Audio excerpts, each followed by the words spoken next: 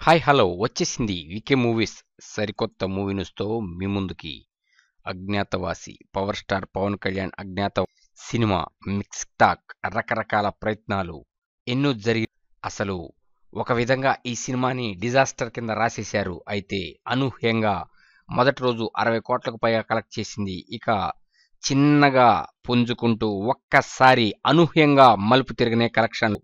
ఇక Venkata cameo add చేసిన తర్వాత ఈ సినిమా కలెక్షన్లు ఒక్కసారి గ్రాఫ్ అమాంతం పైకి లేచింది. అంతే ఇప్పుడు ఈ థియేటర్స్ దగ్గర చూసిన అజ్ఞాతవాసి హంగామా కనిపిస్తుంది.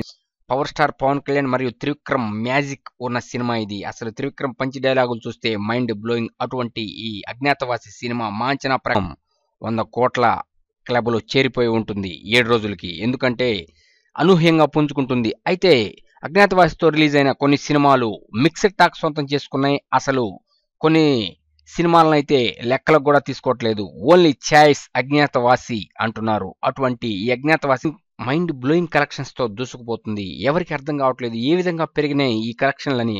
అనూహ్యంగా 7 రోజులకి కలెక్షన్లు ఉధృతం ఆరంభమైంది.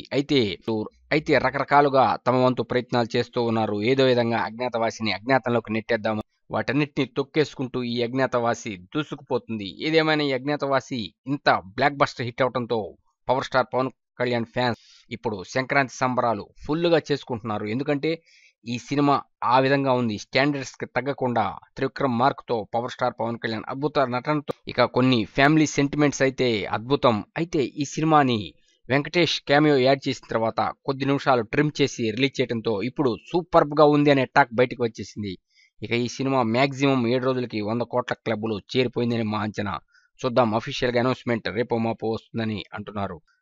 ఇక ఇటువంటి వండర్ఫుల్ బ్లాక్ బస్టర్ మూవీని మనకిచ్చిన పవర్ స్టార్ పవన్ కళ్యాణ్కి మనం శుభాకాంక్షలు చెప్పాల్సిందే. మీకు వీడియో నచ్చినట్లయితే లైక్ చేయండి, కామెంట్ చేయండి, షేర్ చేయండి. మా VK movies YouTube channel subscribe చేయడం